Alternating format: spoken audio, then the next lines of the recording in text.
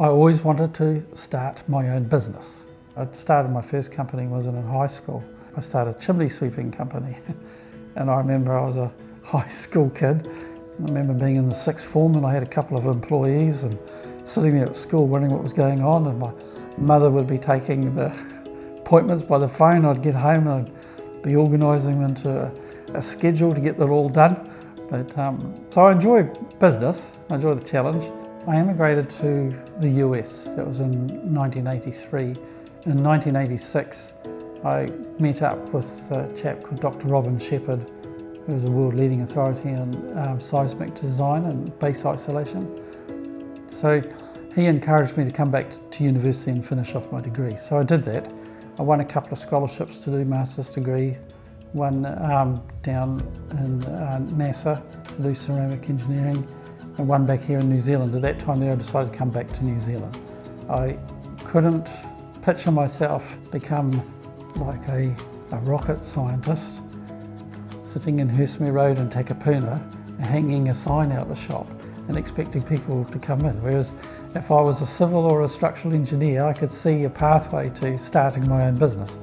So I elected to come back to New Zealand and I took up a scholarship with the New Zealand Forestry Institute and studied a master's degree in forestry, timber engineering. And when I'd finished my master's degree, I also won a scholarship to do a PhD, but I chose business instead of academia. So I ended up going to council and then went to work for a large development consultancy, the largest in New Zealand, and became a director there. And then I started my own business. And so since July 2000, when I started it in the back seat of my car, we are where we are today. So I started with Mark in 2004, I think it was. I was contracting the council doing subdivision consents, resource consents. We were starting an office in Mangawai, which eventually I went and managed for a while. So the entire time I've always liked land development, I'll say, as a field, because it covers eroding, drainage, water supply, earthworks, contract management and building, construction, and it's all together, which is what I prefer. I'm not really one for being in a direct line or a specialist, say stormwater or wastewater. I like to be a bit of a know-it-all, or be aware of it all as opposed to know-it-all. And that's really, I think that's been a focus of Mark's as well. It's what we do here at Terra, is we try and offer a in-house service covering a whole development. As time went on and our range of services grew, as I pulled on more people into the company, we bought equipment and got licenses for computer software and bought survey equipment and vehicles. Over a period of time we grew to where we are today, where we have structural, civil, town planning, environmental, traffic, surveying, all sorts of architectural type things going on. So we have a wide range of services, predominantly focused towards land development or development projects, a lot of building projects. I remember asking my team once, I said, why do people use this?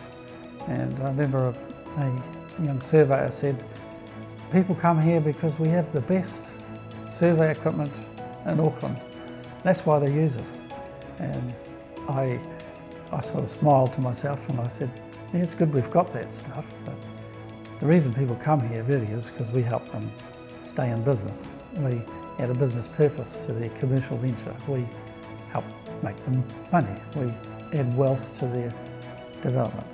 What I do is I try and work with the client about what he is after specifically, into enough detail, what his outcome needs to be.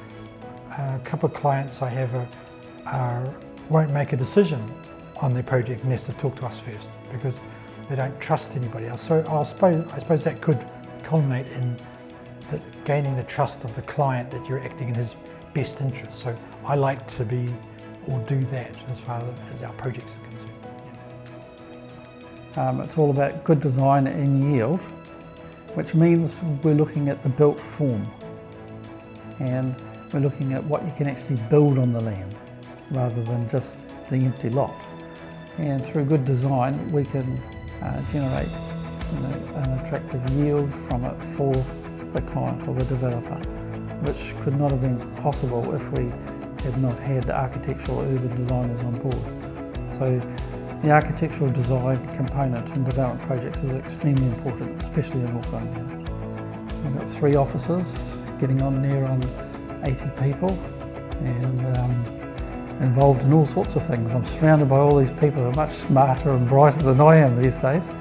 So I've been very fortunate.